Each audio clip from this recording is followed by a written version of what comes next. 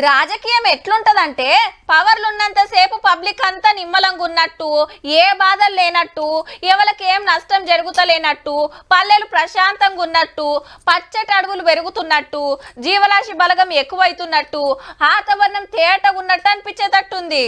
ఒకవేళ కుర్చీ దిగాల్సి వచ్చిందనుకో ఆ పబ్లిక్ కు ఎన్నో బాధలు ఉన్నట్టు, అందరికి నష్టమైతున్నట్టు, అడవులు మాయమైతున్నట్టు, జీవరాశికి ఆపత వచ్చినట్టు ఫీల్ అవుతారబ్బా. పవర్ కున్న పవర్ అసొంటిది. మరి కాంగ్రెస్ కు కారుకున్నాడు రాడర్ పంచాయతీ వచ్చింది. వికారాబాద్ జిల్లా దామగుండం అడవిలా రాడర్ స్టేషన్ కట్టబోతున్నారు. సముద్రంలో తిరిగే నౌకలు సబ్మెరైన్లకు సిగ్నల్ అందించే స్టేషన్ అన్నట్టు. దీని మీదనే పాత మంత్రి రామన్నకు కొత్త మంత్రి సురేఖకు కొట్లాట నడుస్తుంది.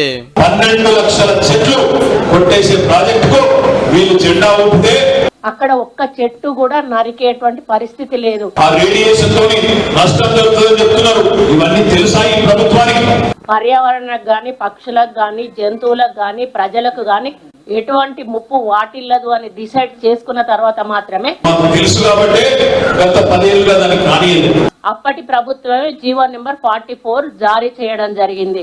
138 కోట్ల రూపాయలు కూడా కట్టించుకొని అరేవా ముద్దుకున్నది పోన్రి ముచ్చట. అప్పుడు పర్మిషన్ ఇచ్చిన వాళ్ళ ఇప్పుడు తప్పు అంటురాట. నిజంగానే ఇంత నష్టం అయ్యేది ఉంటే అప్పుడెందుకు ఒప్పుకున్నారు? కేటీఆర్ గారు మీరు షాడో ముఖ్యమంత్రిగా పనిచేశారు, అన్ని ఫైళ్లు మీరే సంతకాలు పెట్టారు. దీనికి ఓకే చెప్పేదానికి ఒక కండిషన్ పెట్టిండట అప్పట్లో KCR sir. Bison polo ground అడిగారు ఆయన. పాపం కేసీఆర్ కి ఇక్కడ కట్టిన వాళ్ళ కొడుకులు ఎవరు కూడా సీఎం కాలేదట, అక్కడ సీఎం అవుతారని ఎవరో జ్యోతిష్ కూడా చెప్పాడట.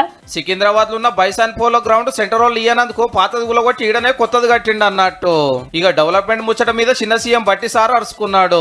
తెలంగాణ బంగారు పల్లెంలో ఈ రాష్ట్రాన్ని వాళ్ళకి అప్పచెప్పి పెట్టినాము. మనం సృష్టించిన ఆస్తులను అమ్ముకొని బతికారు. ఇక అసెంబ్లీ ఆకిట్లా పూల విగ్రహం పెట్టాలని కవితక లడాయి అందుకున్నది కదా. దాని మీద మంత్రి శ్రీధర్ బాబు సార్ ఇట్లా అన్నాడు. 10 సంవత్సరాల నుంచి ఎందుకు చేయలే? ముఖ్యమంత్రి గారు ఇన్లేదా? ఆ రోజు ఉన్న స్పీకర్ గారు ఇన్లేదా? నిన్న కారు దిగిన సిరిసిల్ల బీఆర్ఎస్ సర్పంచులు, మాజీ సర్పంచులు, మాజీ జడ్పీటీసీలు ఇలా కాంగ్రెస్ కండు వాళ్ళు కప్పుకున్నారు మంత్రి పొన్నం ప్రభాకర్ సార్ చేతుల మీదకి వెళ్ళి. ఆఖరికి మేము ఇక్కడ 2 ఎస్సీల 2 బీసీలను గెలిస్తే మా బట్టలు ఇస్తామనే కాడికి వచ్చినామంటే నేను మైండ్ సెట్ ఎంత అహంకారపూరితంగా కనబడుతుందో అర్థమైపోతుంది. బీజేపీ రఘునందన్ రావు సార్ ఏమో సిరిసిల్ల కాలైంది అనేది ఆయన కనబడతలేదు. 26 సంఖ్యకి దగ్గర పడ్డారు మీ సంఖ్య. వాళ్ళు గోడ దుంకోకుండా కాపాడుకునే చేతనైతే కాపాడుకో కేటీఆర్.